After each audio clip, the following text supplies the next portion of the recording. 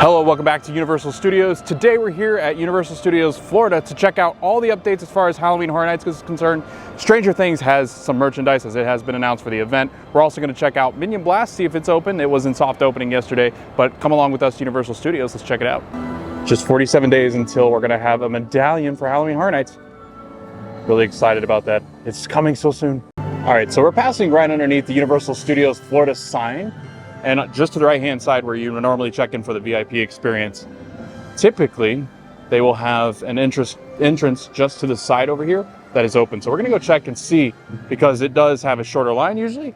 I did see somebody directing somebody this way, so hopefully it's open. Yeah, just by the bathrooms off to this side right here, they actually have an entrance just around the left-hand side. So usually 2 or 3 turnstiles that are open, but a shorter line than what would be at the front of the park. So right when you enter, that gate is just before this one. There wasn't too much of a line there, so I didn't walk up to that. But usually in the morning, if this is real crowded, you can go over there to the right-hand side. Might be a shorter line. I did want to walk this way because this turnstile is currently open. That one has just gotten put back up, so it should be open as soon as the Horror Nights event starts. So that eliminates having to stand in this really long line. I can't imagine what it would have been like had this one on the far side not been open. So there were a lot of people worried that it would bottleneck right here because of Con Minion Blast. It does look like it's open. Looks like it's still going through its soft opening. They have not had an official opening yet, so once that does happen, then officially Minion Land will be open. So I don't think we've had an official announcement or anything as far as when it opens, but that being said, everything in the land is actually open. So yeah, now we're just waiting for an official ceremony to welcome in Minion Land. And Con Blast is currently open. 50-minute wait. It's a pretty long wait. I think we're going to do it today eventually. Con is just down here on the left-hand side. We're actually going to go into Evil Stuff, and they have some new stuff as far as merchandise is concerned as the game has opened, the Blaster game. So let's check it out. So when you walk in, they actually have the Eliminator, and this is the actual gun model that you will use in the Blaster game. So Con Minion Blast, you will actually use this. They said the gun's really heavy, but it's a standing blaster game. It looks awesome, so we're definitely going to check it out today. I can't film on the ride, but it will be fun to kind of give a reaction and look at the queue line.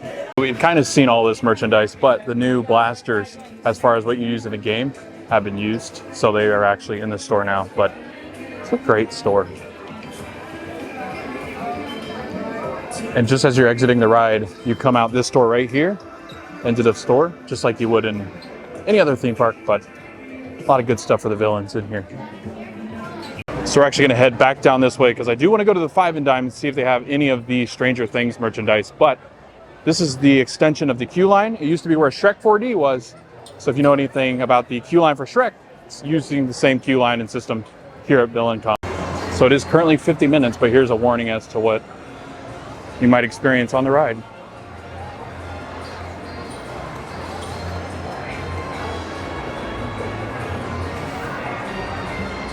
I don't know if I've ever updated that. They actually have some new facade up here on this store.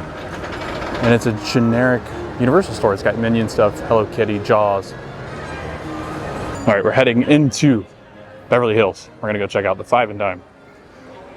But it's pretty empty over here. Everybody kind of gets sucked right into the Minion Land. And this side of the park is deserted. It is interesting though, because really the only things over here are typically the characters. And they've got the Born Spectacular. They have the 5 and Dime, and then they have the Tribute Store. So there's really not an attraction over here. So that's why you don't see a ton of people over here right now, I think. So you do have the Horror Nights lights currently up on the buildings. So that is an update. The lighting rigs up there on top of the buildings. This is usually one of the better scare zones. Last year it was the Graveyard. Forget what it was actually called. I'm not gonna guess because I can't remember. But we're headed over here into 5 and Dime, see if they've got any of the Stranger Things stuff. Right across the street from the Jurassic Park 30th Anniversary Tribute Store is going to be the 5 and Dime, and that's where all the Halloween Horror Nights merchandise is released. So definitely check it out if you're over here, if you want to get any of your Halloween Horror Nights stuff. Well, I will say it does better than the Last of Us stuff. They have all the sizes here in the 5 and Dime, which they didn't really have that for the Last of Us when it was first released, so I think they came prepared for how massive this would be. But a huge announcement. They still have See You in the Fog stuff too. You get your hats and mugs and your magnets. I've not seen the shirts back since they went out. So, but yeah, a great announcement, a huge announcement. Might be the biggest year as far as IPs are concerned. $33 for the Stranger Things Halloween Horror Nights shirt. I'm trying to think if I want to grab it now just because there's a lot of things that sell quickly, and I feel like this will. They also have this trucker hat, $30. It says Stranger Things on it. I'm assuming it'll say Horror Nights on. Nope, doesn't say Horror Nights on it at all. Interesting. I thought it would have like a patch on it. They've kind of moved Chucky stuff off to the side, over here to just the right-hand side. But none of the Last of Us stuff, so I don't know if it's because they've moved it since, or they just don't have any in stock over here. But I do know over in the boutique over in the islands, they do have some of the Last of Us merch. But I don't see it back here. None of it, none of it, none of it. Yeah, Gremlin stuff though. Bates Motel. That's fun. I love the Universal Monsters bag that they have. It's a purse. Look at them. So cute. What? We need to go see that show today. That'd be fun. It is rumored that this area right here on Rodeo Drive in Beverly Hills, just in front of Jurassic Park's tribute store and Five and Dime, is going to be Vamp 69.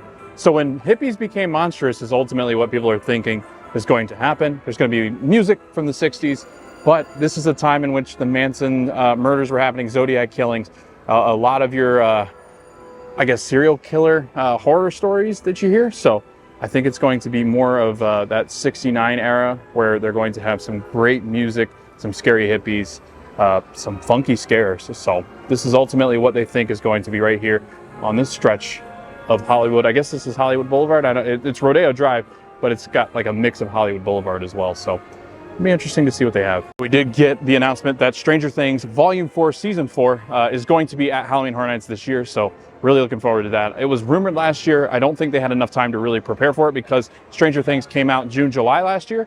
This year, they've had a whole year, and I think it's going to be really good. Vecna's obviously on all the merchandise. I think it's the scariest season of Stranger Things, so it'll be really interesting to see what they kind of implement into this Horror Nights house. Mel's Drive-In is actually closed currently for refurbishment, so not sure when they plan on reopening. I'm assuming it's going to be obviously around Halloween Horror Nights because this is a big Mel's Die-In is what they changed it to, so I'm assuming it's going to be back soon, but just a quick refurbishment. So where the horror and makeup show is, and right outside of Cafe La Bamba, this walkway right here, I think they're going to reuse this as part of Halloween Horror Nights. Sounds like Universal Monsters Paris is actually going to be the rumored house back here in this area. So there's a tent back here that they normally would set up, or I think maybe the sound stage, but that's the rumor. Universal Monsters Paris. So Hunchback, that'd be awesome. Phantom of the Opera, that'd be even great. So a lot of people are excited about the Universal Monsters house because it is always one of the most popular houses and one of the scariest for sure. So right out here is typically a stage, and I think there's going to be a vamp show, so a lot of music from the 60s. But leading into this scare zone, which is Central Park Scare Zone, and this one is rumored to be jungle. And it is interesting because these wires are not typically there. So that makes me think that the speculation map is pretty accurate as far as the scare zone is concerned. So they do have the light stanchions up, light fixtures up that they normally would have for these scare zones. This is one of the more tight scare zones, so they usually try to go up with it. And I think it makes sense. The jungle theme, I don't know. It seems odd that they would have those cables going across there. So I'm actually thinking they're pretty darn accurate with that guess, whatever this jungle scare zone is going to be. I think it would be really awesome too. Could you imagine if something like swung down at you? That'd be a lot of fun. Dr. Emmett Brown walking through, and Shrek and Fiona. Oh, there goes Shrek. And Shrek and Fiona have a meet and greet back here on the back side. Calle Laurel Canyon Norte. That's where they're meeting. Interesting. So since their meet and greet place has been pretty much leveled, this is where Shrek and Fiona meet now. Well, that's interesting. Huh. And they drew a huge crowd. Kids just started running towards them. It was great. Woody Woodpecker's Nut House coaster does appear to still be up and intact. I thought for sure it was going to be leveled as well. Everything back here is getting torn down. Curious George is back here as well. E.T. is still going to stay. It's just got a weird entrance to the queue line now. They are doing work on the exit, so I'm assuming Halloween Horror Nights is going to let out through different areas back here. Maybe they'll kind of retreat this wall, and maybe that's what they're hoping to do before Halloween Horror Nights, because there are usually two big houses back here. The Last of Us is one of the houses that is supposedly going to be back towards this way. But then there's also a guitar with horns. We don't really know what that is. Some people are guessing Lady Gaga. I don't know if we'd go that much. Could you imagine if we had Lady Gaga, Last of Us, Stranger Things, Exorcist, Megan? It would be such a huge IP year. This event, I think, would be packed. But yeah, this is currently what it looks like back here. And then all the DreamWorks characters are actually up on the wall, as you can see, in illumination. So it'll be interesting to see what they do with this area back here that once was the kid zone. Rumor has it that going back into Springfield, we're gonna have Megan scare zones. So walkabout Megan's kind of like you would have the Chainsaw Crew out here scaring people. They said it could be likely that we would get Megan roaming around, which would be very interesting. Now, the reason why I think this actually might have some legs is because back here, there is a fixture back here, like a light fixture that they would normally have in scare zones. And because this area gets pretty crowded, it'd be interesting to kind of see how they implement that. But this is typically where some of the chainsaw gangs would hang out. But this stanchion right here, I guess we'll go up to it and kind of look at, see what it is.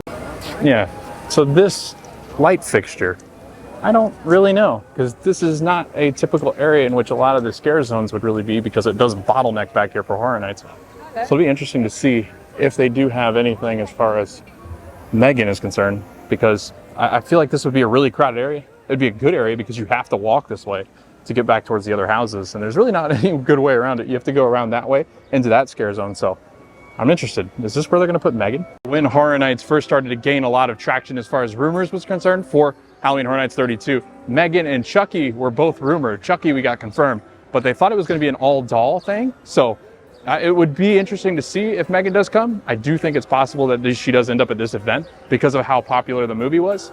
And I think right there would be an excellent place, just because it would be a nice scare zone. You have to go that way, or you have to go around to the other scare zone. So bringing Megan here into Springfield, I think would be a lot of fun. Kind of like that chainsaw gang. I think the chainsaws will come just no matter what.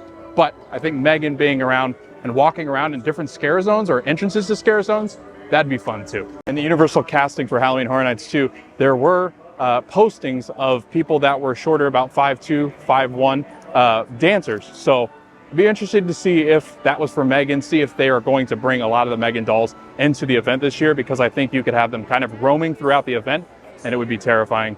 A lot of people don't like the porcelain dolls that exist, and she's pretty freaky, so it'd be interesting to see.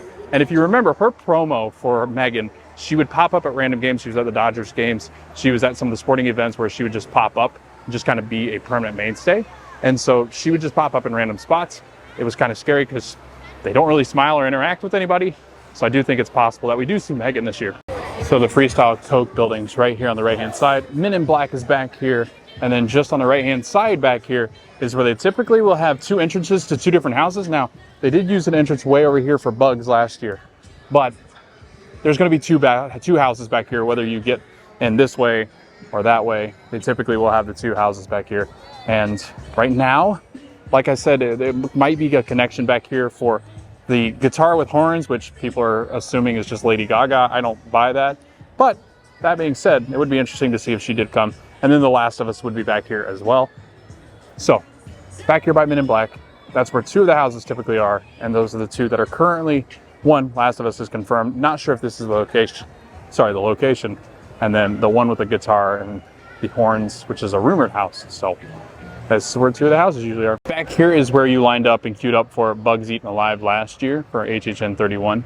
But back this way, we actually have some of the actual steelwork and lighting put up for the night show back here. I don't know if you can really see it. My camera does not zoom very well, so we'll zoom in editing. But back here, you can actually see some of the lighting up, some of the light trusses up back there for the Nightmare Fuel show, which I think people are still assuming that it's just going to be called Nightmare Fuel again. So I don't think anything really much has changed. So that is currently what we're looking at. And this is back here where the Fear Factor live show used to be.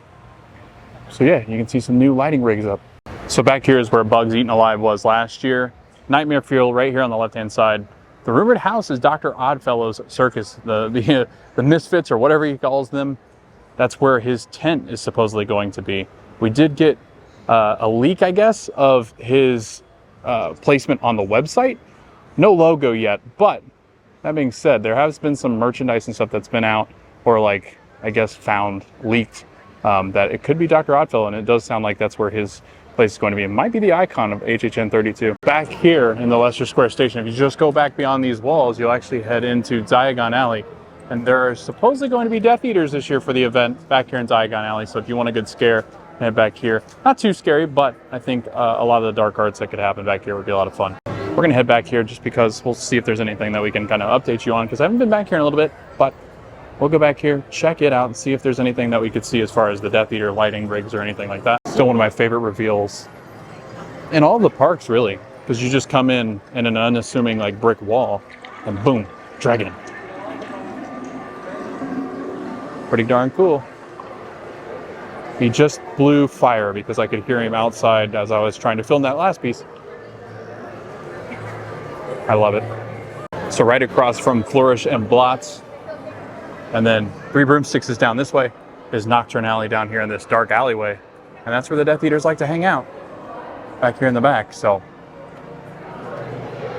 it'll be interesting to kind of see if they pop out here and then kind of terrorize Diagon Alley as you're walking through. Oh, we might get some fire here. Maybe not.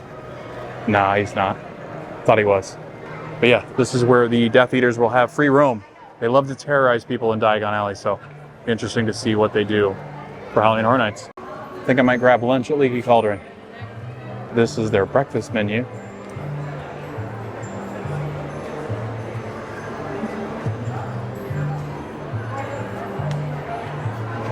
And then their lunch and dinner is going to be this. Fish and chips.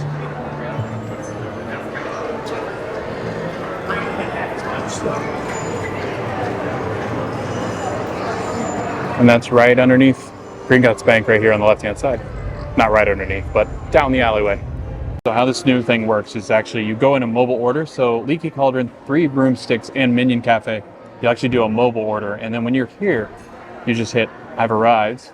And then what you'll typically do is you'll either place it up against that QR code, or you'll actually enter the number. So let's see if this works. Didn't last time I tried to do this. Doesn't look like it's going to. So what you can do is you can actually enter the table number, and then boom, it'll come right to your table. And that's magic. Yeah, so typically this works, but I don't know why it didn't work today. But typically you'll just hold your phone up, it'll locate you, and it'll actually put the table number in which you're sitting in, which is really cool. So that way you don't have to wait in line and order food. So I got the fish and chips. Looks good. Kind of scarce, but it still looks good. Mashed potatoes and gravy, a regular iced tea, sweet tea, and then Gilly Water, which is just their version of water. So all of this for $28. I got the annual pass discount as well. If you've never been in the Leaky Cauldron, it's one of the best themed restaurants in all of Universal, especially the theme parks. Add this on top of Minion Land and the Three Broomsticks, you've got three of the best restaurants, I think, personally, in all the parks. So definitely check out Leaky Cauldron and Three Broomsticks if you're a big Harry Potter fan. All right, so I ducked over here just to sit on the bench, just to give the food review. The the fish and chips were really good. The fish was actually really light as far as the breading's concerned. I like when the fish and chips have light breading because it doesn't taste like a bunch of fried dough, and that kind of just gets my stomach. But it was fantastic. I thought that it was probably the best fish and chips I've had here, so well done, I guess, Leaky Cauldron. But also I got the lemonade, or sorry, not the lemonade, the iced tea over here, the sweet tea. It was really good as well. Just your typical iced tea, but very refreshing on a hot day. And then I also got the mashed potatoes, just your typical mashed potatoes and gravy. It's like a beef gravy, but overall, food at Leaky Cauldron, food at Three Broomsticks, and Minion Cafe, I think are a step up as far as park food is concerned. So if you're looking for really good park food, you're looking for quick service, Three Broomsticks, Leaky Cauldron, or the Minion Cafe. Even the Today Cafe has really good food. So definitely check those four out if you're looking for a little bit of a bump as far as food is concerned. Something a lot of people are really excited about, because it was a great little lounge bar area last year, is Lombard's. So right outside of Lombard's, Pier 41, looks like the San Francisco Wharf, like the Pacific Wharf over in San Francisco. They actually look like they're bringing back the bar that was so very popular last year. Definitely one of our favorite places to grab drinks last year was back here in this little area. We'll kind of walk back there and show you what it looks like. But yeah, they're adding a huge, like this rig here, which I imagine they'll have a huge sign. So I'm interested to kind of see. They didn't have this last year. It was just one of these that held up a sign, but this thing looks like it's going to be a massive entrance. So I'm really interested to see what the theming is like back here for this year's bar. So again, this is Lombard's. It's like a patio area. So right here is actually Lombard Seafood. And if you walk back this way, over near the lagoon, where the night shows used to be on the lagoon, you can actually see the patio area and a bunch of little areas set up back here for the actual bar for Halloween Horror Nights 32. And again, this was actually one of the quietest bars, honestly. We came back here a couple times and a lot of people didn't know, but they kind of tuck in back here and they actually take these tables away and the bars will be set up back here. I think they're going to be a little bit more aware of it this year just because it looks like that's what they're doing with that massive sign right there. So I'm, oh, Hawkers Express. You can see the train back there. But yeah, what I'm assuming is they're going to be building like a huge marquee or a sign here. So that way people know that the bars are back here, because last year they were not very popular, but they had great drinks. So it was a nice little lounge area too. It had like nice little padded seats. Great place to hang out for HHN. It's right across from King's Cross Station and then Brickworks, which is where you get portraits, photos done. And they also have a small gift shop right here and right next to the characters. And this is like the Pacific Wharf area, San Francisco area. So, all right, we're going to talk about this scare zone because this one's interesting to me. So in the San Francisco area, right outside of the Fast and Furious ride, Krampus is the rumored scare zone for this area back here. Now, Krampus would be really interesting because the way that he beats children that are misbehaved, he's basically the anti-Santa Claus. So Santa Claus would be the one giving the children gifts on December 25th. On December 5th, that's supposed to be Krampus's day, I guess.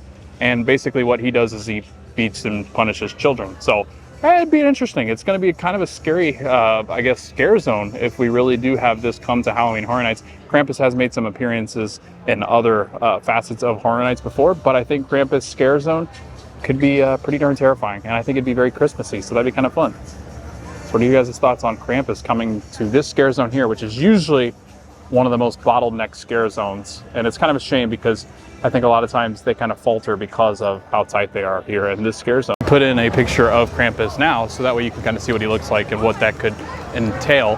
I think it would be a terrifying scare zone for anybody that was younger or anybody that's kind of freaked out because he is a scary looking character. I will give him that. So I think it'd be an awesome scare zone. I think it's one that definitely looking forward to for Horror Nights. I hope that they do confirm this one, because I think it might be the one I'm most anticipating, because I think it'd be a lot of fun. So back there you can actually see the top of the tent back there, and that is supposed to be Chucky. So let's talk a little bit about Chucky and what could be coming to HHN. Back here by Fast and Furious was Freaky and the Black Phone last year. So the Blumhouse Productions, Chucky was actually confirmed as the first house way back last year. I think while the event was still going on last year, Chucky was confirmed. So if you haven't seen the TV show Chucky, I think it was on Peacock season 1, and then on, I think it's called Shudder is the new like scary platform, or the streaming platform. If you want to check it out, season 2, but I think it's going to revolve around season 1 and 2. And Chucky, the new Chucky, is fantastic as far as the TV show is concerned. It's one of my favorite TV shows that I've watched this year. I binge watched it. It's on Peacock. Definitely check it out. I think it's got some scary elements that you can really add in. It's going to be gory. I think Chucky's funny, so it's going to have some funny elements. It's going to be a little bit of a lighter house. It's not going to be as scary, but I do think it's got a lot of potential as far as just the storyline's concerned. I think it's a really good storyline, kind of like a Freaky, but I think it's going to get really gory. I'm sure there's going to be a longer house in this one, just because it's got a long storyline, and I think it's going to be a lot of fun. So definitely check it out. It's back here by Fast and Furious. You can see the tent. It's not confirmed, but a lot of people think that's where it's coming. I thought maybe coming back here we would see some of the actual Halloween Horror Nights stands that could be back here as they were last year, but it looks like the meat locker, where the meat locker was last year, there's not going to be anything back here yet. So it doesn't take too long, I don't think, to prepare it, but it doesn't look like there's a lot of movement. Oh, the pigeon's got a pretzel. Oh no. Oh no. There are some lighting rigs up on the buildings here in New York. So getting ready this scare zone, and this is a massive scare zone. So let's talk about what's going to be here, or as far as rumors of what's going to be here for HHN 32. So they do have some lighting rigs down here on this side of New York. I came down here because there was a big dance party happening in the street down there. It was really loud, but this area is rumored to be some kind of Zodiac scare zone. So Zodiac signs, it can be very confusing as far as a scare zone is concerned, just because they can do so many different things with the Zodiac signs. But I don't know, what does it mean? Anybody have any ideas? because this is a massive scare zone and usually one of the more popular ones. So not really sure what they're going to do with the Zodiacs for this Halloween Horror Nights scare zone. So we really are only a couple of, I would say, days or weeks away from actual props setting up in the different scare zones. Last year around this time, I remember coming to the parks because it was end of July. We're middle of July right now, but end of July, beginning of August is when you start to see the props for the scare zone start to pop up. So we should start to see some of the set pieces coming out for Halloween Horror Nights. I can't wait to come back and kind of see what those look like as time goes on, because you get a better idea as to what could be coming as far as HHN is concerned. I always get sidetracked. We're actually going to head back down this way towards like where River Red Rocket is. Back here where there are typically entrances to 3 houses, and there's definitely a rig back here. So we'll go back there and talk a little bit about which houses they think are going to be back here in this area. So this is interesting. They actually have a rig back here, and they could be using this soundstage back here too, because they're no longer using this building as the tribute store for Halloween Horror Nights. They'll actually use the one probably like 5 and dime. But this rig back here is usually entrances back into this back area back here where there are 2 sound stages. Oh, here comes Rip Ride Rocket. So yeah, usually there's 2 houses back here. There could be a house here. There's 3 houses back here in this location. Supposedly this one is going to be more of like a dragon castle. A lot of people think it's going to be the dueling dragons, which would be very interesting. It was formerly a ride here at Universal, which was, it was actually over at Islands of Adventure. And then back here, they're actually going to have Stranger Things 4, and they actually, there are rumors that a kind of like a witch's town or like a Salem, whoa, that stands back up, and they didn't move it over into Minions theme. So it's just hot dog, pretzels, churros, and chips. Basic snack. I do love the theming so much of Minion Land. Minion Cafe, probably the best place to eat out of all 3 of the ones I named earlier. So like Broomsticks, Leaky Cauldron, and Minion Cafe. I'd put Minion Cafe at the top. I think it's a really good place to eat. You got some really good food and different options that you wouldn't normally see in the parks. Definitely recommend it. This Bank of Evil's not open yet. I thought it would for sure be open and into a theme like gift shop, but nothing as of yet. It is cute though. It's a good day to get a freeze pop as well. A freeze ray pop. They're very good. They do not melt very quickly either. They're thicker freeze pops. They're well made, so definitely check them out. They got great flavors as well. All right, so this main drag area, which is usually the icons area. So whichever the theming is, or whoever the icon is, typically gets a scare zone in this area. And rumors are Carnival of Oddities Horde, which will be Dr. Oddfellow's Carnival, will be featured here. I really wonder if they'll use Jack, because Jack was an icon. He is an icon. He's one of the more popular characters as far as Halloween Horror Nights is concerned. I think it would take a little bit away from Dr. Oddfellow, but I think it'd be cool to have Jack back in the event, or at least his brother Eddie. So it'll be interesting to see who they bring for the Carnival of Oddities. But could you imagine this beginning part being Carnival? It would be so much fun. I think it'd be a lot of scary elements as far as clowns and different creatures that you would have in the carnivals. So I think it could be a lot of fun. Mr. Pigeon, don't eat that. Don't eat that chip, Mr. Pigeon. Eating a chip. Oh no. Are you excited for Halloween Horror Nights? What is your favorite house? Are you a Stranger Things fan? You probably want The Birds by Alfred Hitchcock to be part of Horror Nights, don't you? Storm's brewing over here on this side of the park. It's getting really windy, breezy. You can tell people are starting to kind of feel that change in temperature. It's dropped about 10 degrees here with wind. So it's kind of cool out right now. It feels great, but the storms are coming. So people are starting to kind of look like they're headed for cover. Anyway, I got distracted. The Exorcist is rumored to be the next announcement in the next house as far as HHN's concerned. I wouldn't be shocked. I think all the IPs are going to get their announcements out of the way before we get any of the original houses. But back here is supposed to be like the queue line into Stranger Things, and then back here towards The Exorcist. So interested to see that. I think The Exorcist is a freaky movie, so I think it'll scare anybody. But interesting to see which storyline they're playing off of, because there's a lot of Exorcist movies. And then back over this way where Hellblock Horror was last year, so it's kind of tucked in way back behind this building. We could go on this side of Despicable Me, Minion Mayhem. It's on that side of it. Supposedly it's going to be like this claw-like figure in the forest, so I don't know if it's a Bigfoot or what it is, but sounds like there were rumors that it was a Japanese-themed monster. I don't know. So I'm just guessing at this point.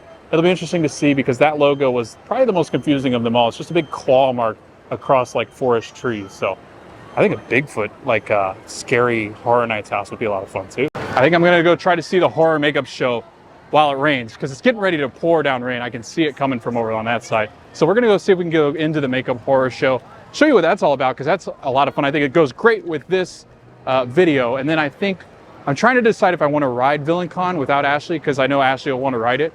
It is a 50-minute to an hour wait, so it's typically longer than what I'd like to wait, but I guess we'll see how the weather's acting.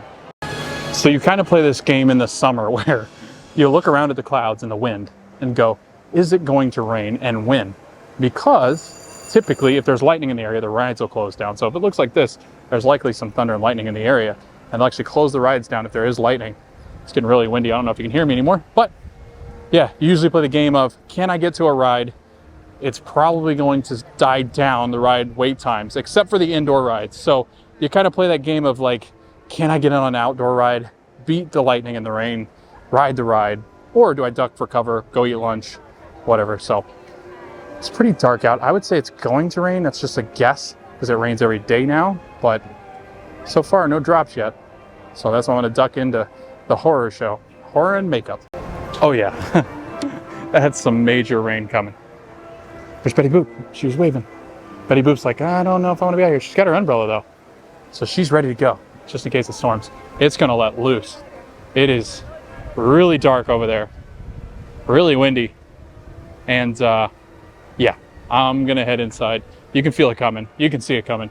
Surprised there's not any lightning. I was hoping to get some lightning on the camera. Here are some of the times for the horror and makeup show. It is a freaky little show, so if you have kids that are scared of monsters, I definitely would not do this. But it's one of my favorite shows. It's very funny. And I think a lot of people don't do it. I've known a lot of people that lived here for years and have not done this yet. So I'm really excited because it's one of my favorite shows, especially when it looks like that. So you have the caretaker and Jack over here. And this is Halloween Horror Nights. Jack's Maniacs. Had Dr. Oddfellow back there.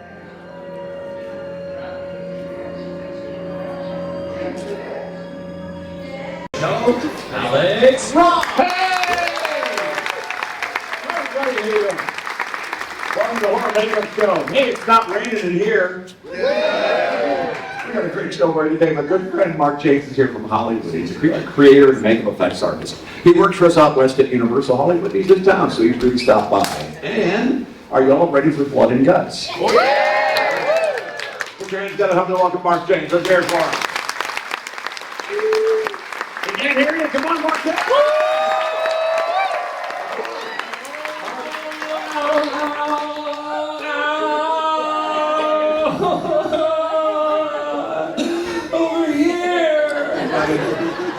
I can't really see you. It's nice of you to salute me. No, I just can't see you. Oh, you saluted me twice. Hey. I was attacked in City Walk, as the quote goes. How the quote goes? I was attacked in City Walk, and then it has a little parentheses. I go something. These are parentheses. These are quote marks. No, don't you dare correct me with the correct assumption. These are parentheses. These are quotes. Parentheses, quotes. I'm injured, period. Yeah.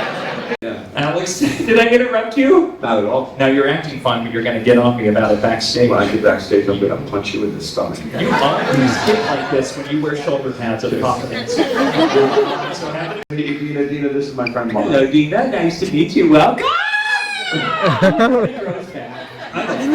Dina, you can keep it. Dina, where are you from?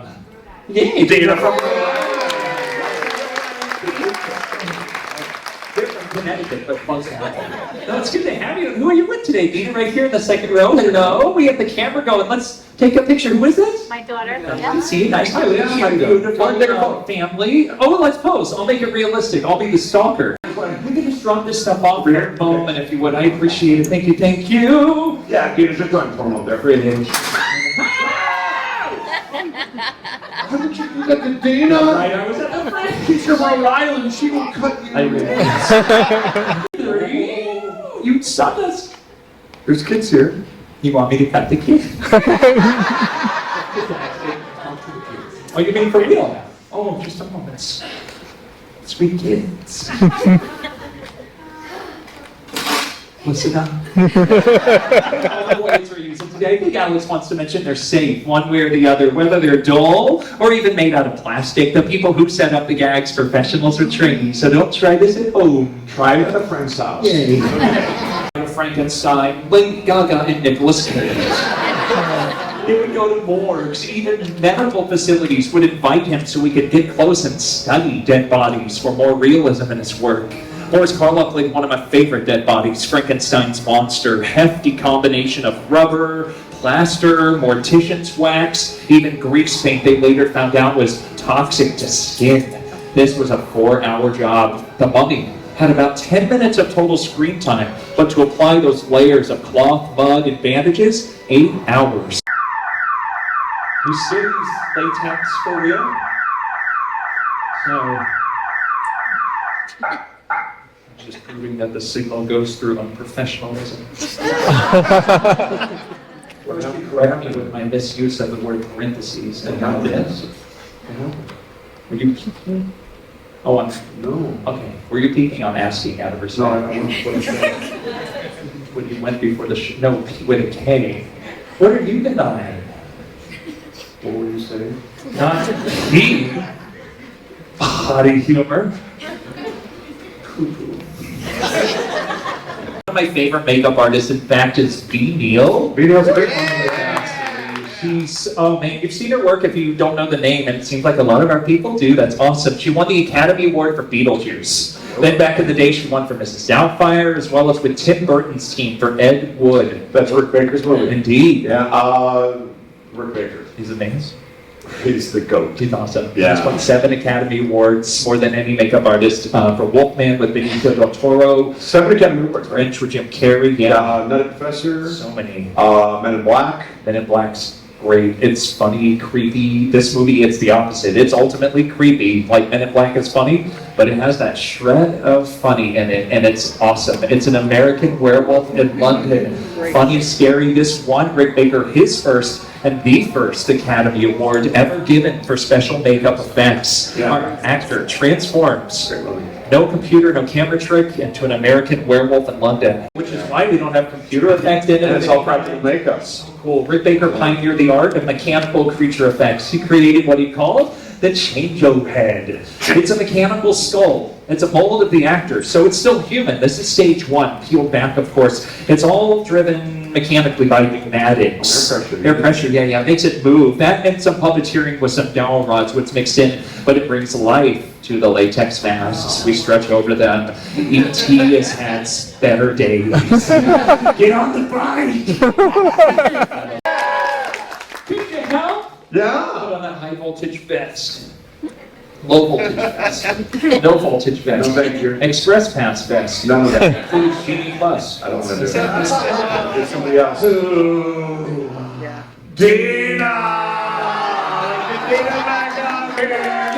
Ladies and gentlemen, I'm proud to present to you all 7 months of work, give or take 6 months of work. This is Eddie. I'm nervous. He looks good under the lights. That's for a kid show? If we get approval, he's for the second to last episode of Dora the Explorer. It's live action. Dora learns to run muy rápido. Resetting here. The lights are part of it. I just wanted to scare him because he's kind of a third wheel. Check it out. My arm has been. I can't hear you. Oh, I thought if I whispered into a speaker. Oh yeah, he's sweet. Hi kids, I'm Eddie. I live under your bed. There's a gyroscope in the helmet. This is like the sensor in your phone for tilt or compass. It's more like for this sense, it's like a kind of a forward, like a.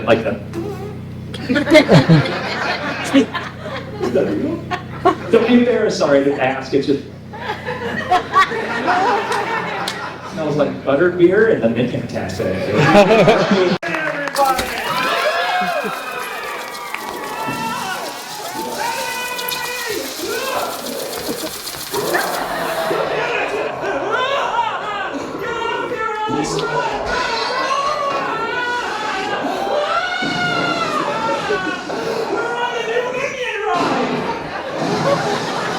Well, I just got out of Minion Blast, feeling on Minion Blast. and you can't record inside. They are in technical rehearsal, so there are signs posted everywhere, so you can't really record at all in the line. But what I can say is this is the best blaster game across all the parks. I don't care which ride, which park, which company. Con Minion Blast is easily the best blaster game once you start to figure it out, and we'll talk a little bit about what you experience on the inside. I won't give any spoilers, but it really is a great ride, great attraction, great addition right here to the front of the park. All right, so we just did Minions Blast, and it was a lot of fun. The end scene of that ride is probably worth the wait. I waited about 30 to 35 minutes. They didn't want you recording on the inside, which I totally get. It's in technical rehearsal.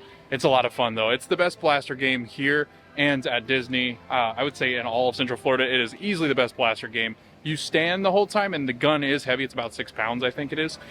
So you do have to hold it, and you kind of turn on this moving walkway, and you can pivot on your dot that you put you on. But the first thing that I would suggest is definitely find which shape is your blaster. So point it really high up in the game once you start. Find out what little shape. Mine was like a little star, and then I could find it the rest of the time. Definitely find out what yours is at the front of the ride, the start of the ride, just because it can be kind of frustrating if you don't know which shape is shooting the different things that you're aiming at. It is really good as far as tracking where you're shooting, but definitely find out which shape that you're looking for. It's a little circle. I would definitely recommend finding it as quickly as possible. But again, the best blaster game that any of the parks have ever done, I think, in my opinion, especially the end scene, which is a lot of fun. So definitely check out Con Minion Blast. That's going to do it for Universal Studios Orlando. Had a lot of fun walking in and checking out all the Halloween Horror Nights updates. The Last of Us, Stranger Things, and Chucky all confirmed. The Exorcist is the last IP that we all have rumored as far as the speculation maps are concerned. So it'll be interesting to see if they announce that, when that's coming. Walking around the park, you can start to get the sense that we're getting closer and closer to Halloween Horror Nights. 47 days from the time I'm recording this, 46 days from the time you might be watching this if you're watching it on Monday, the day after I filmed this, July 16th. There should be props and set pieces out soon, so we should be back to this park quite often, quite frequently over the next couple of months, especially as we get closer and closer to the actual event, which starts on September 1st. Frequent Fear Passes have been released, and we're actually going to do a separate video this week, which will be the next video that you're going to watch if you watch this video first. It's going to be the next video that we're going to record. It'll drop on that Tuesday. We're going to be discussing all things Frequent Fear, all things Halloween Horror Nights, some of the rumors, speculation, get deeper into the actual, I guess, plot line of Stranger Things 4, so that way we can talk a little bit about what we might think the actual house looks like, what the other scare zones are going to be. We haven't got any confirmation of those yet, but I think with all the intellectual properties that have been announced, if they announce The Exorcist, if we get a Megan scare zone, this is going to be one of the biggest years as far as IPs, even probably the crowd. I would say this is going to be a massive year. If all those things do come true, it's already going to be huge with Stranger Things 4 and The Last of Us, because they are both very popular seasons in their television series. So looking forward to that. And then we also got to ride Minion Blast, which is the new attraction here in Minion Land.